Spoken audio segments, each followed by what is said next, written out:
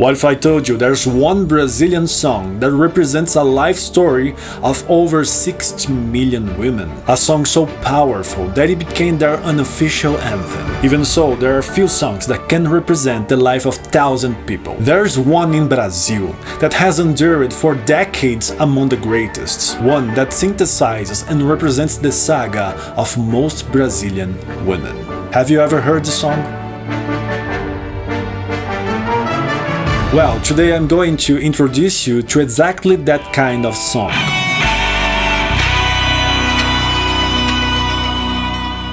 A powerful song with striking lyrics, melody and harmony. Could this be the anthem of Brazilian women? Songs with the name Maria are not uncommon. Whether here in Brazil or anywhere Christianity has reached, this name and its variants are common. So, a song bearing this name, regardless of the theme is religious or not, isn't surprising. In fact, if you type Maria Maria on Google, you will discover there's more than one song with this name, especially if you forget the common. The first one you probably find is Carlos Santana's composition, which portrays the ambitions, passions and dreams of a woman living in New York, in Spanish Harlem, or El Barrio as it's also known. A Latina trying to make it in the United States certainly represents the dreams of many women. But wait. Before we dive into the Brazilian version, hit that like button if you're curious to discover which one truly captures the essence of struggle and hope.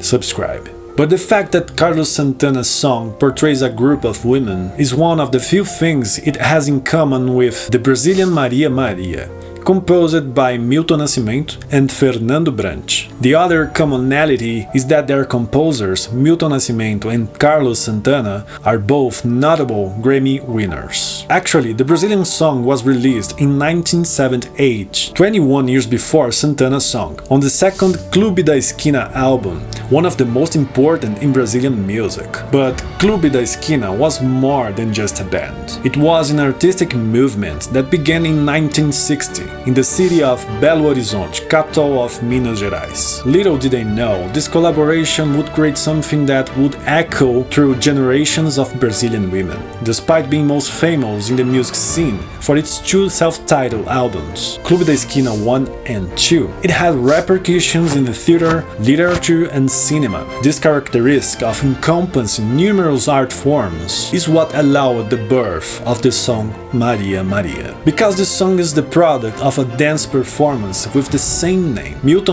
composed the music to be included in the play, written by Fernando Brant and performed by Grupo Quarto, a dance company, in 1976. There were no lyrics. Milton's voice carried the melody with pierced emotion, but something was missing. The song was crying out for a woman's voice to tell this story properly. And that's exactly what happened when Brazil's most female interpreter got her hands on it. The version without lyrics was performed and used in the show. It's impossible to separate the music from the performance, as it complements the meaning of the lyrics, expanding the narrative context. Here's where the story gets deeply emotional, and honestly, quite heavy. Maria Maria is a theatrical work with an engaging narrative that symbolizes the reality of thousands of Brazilian women. The play portrays a typically Brazilian story: a black woman in extreme poverty, married at 14 and widowed shortly after, forced to raise her children amid all difficulties. The play premiered in 1976 and was a great success not only in Brazil but also in Europe. The narrative tells something common in Brazil at the time: the marriage of women in childhood and adolescence. This reality hasn't changed much, and Brazil ranks 6th among countries with the highest number of girls who are married or living in common law unions. According to the NGO Girls Not Brides, Brazil has 2.2 million girls in this situation, which corresponds to approximately 36% of all girls in Brazil. In fact, going against a basic right, in Brazil the marriage of young people from 16 years old is legally accepted if there's a parental consent. This raises the question, why is such a practice protected by law? This is part of Maria Maria's story, who, due to the high frequency of this name in Brazil, represents an immense number of women who, as the song lyrics point out, are women who deserve to live and love like any other woman on the planet. but in reality, they are restricted, both in love and in their lives. It wasn't coincidental that 2 years after the song's release on the Clube da Esquina 2 album in 1978, the song gained greater national prominence with Elis Regina's interpretation. The song called for a woman's voice to better illustrate its narrative. It wasn't a technical issue. Both Milton Nascimento and Elis Regina are among the greatest interpreters in Brazilian music, and perhaps they occupy the top position in various critics and artists' lists. Elis was undoubtedly one of the main people responsible for projecting Milton's talent, being one of the first great interpreters to record Milton's songs, which consolidated his career in Brazil. Maria is the product of a destiny that affected and still affects many women in Brazil and worldwide. In our country, is women's right to childhood guaranteed? Here, we still have much to achieve. Maria is a girl who became an adult, not through legal or biological majority, but through social imposition. After all, no 14-year-old girl is capable of choosing marriage or motherhood. This condition was, and in many cases still is, an imposition by men. But Maria's story of forced adulthood is only half the picture. There's another layer that makes her situation even more heartbreaking. Maria, forced to be an adult in adolescence, has another emblematic characteristic that results in the character's destiny. The answer will show you why this song resonates with millions, not thousands. Comment below what you think this crucial characteristic might be. I bet most of you won't guess it right.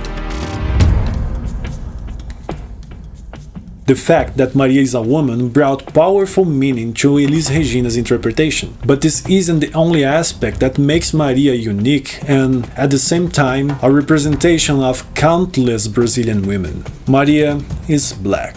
And this, in Brazil of 1978 and even today, points to fundamental aspects of Maria's reality and origin. The end of slavery in Brazil didn't bring full freedom to the enslaved, who were left to their own devices, when they weren't kept in conditions analogous to slavery. Free only on the paper, misery became the reality for most. And black women suffered even more. Used to generate new slaves and abused by masters during slavery, they continued carrying this enormous weight even after the abolition, in a cycle of suffering that a simple change in law couldn't interrupt. Keep in mind that when I speak of black women in Brazil, I'm talking about approximately 28% of Brazilian population, more than 60 million women. They constitute the group of greatest vulnerability when we think about economic conditions, with 12.5% facing food insecurity. This is precisely why the song Maria Maria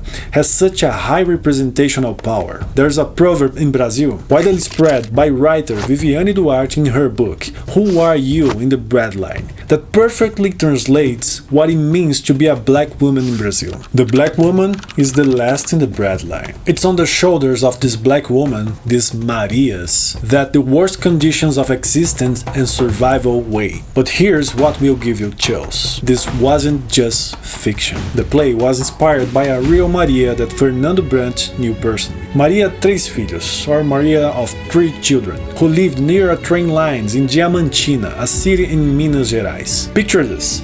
Every morning, while trains carried people to better opportunities, Maria walked her children to school, determined that education would be their train to a different life. And in your country, is the life of black women determined by the racism and patriarchy? In Brazil, this condition goes far beyond specific cases. It's a significant part of society. But despite all this, how does the Marias keep going?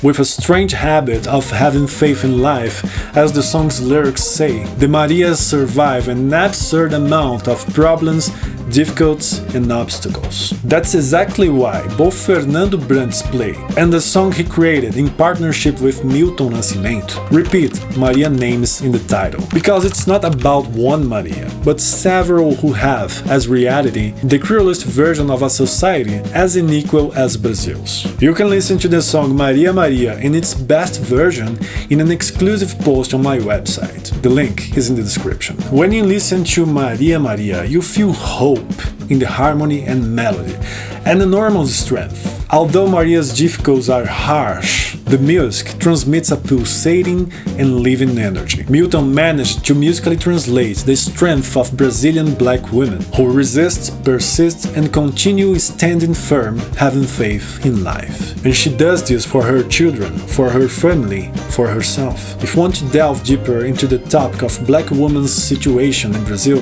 there's a great book that describes this woman's precarious situation. Written by Carolina Maria de Jesus, one of the countless Marias represented by Milton's song. The book Quarto de Despejo, or The Trash Room, is an autobiographical narrative that portrays the condition of black and poor women in Brazil. This book has an English translation, and the link is in the description. Now, I want to hear from you. What name in your country carries the same weight as Maria does in Brazil? Drop it in the comments and let's create a global conversation about the women who keep our world turning. And if this opened your eyes to Brazilian culture, subscribe because we're just getting started with these untold stories.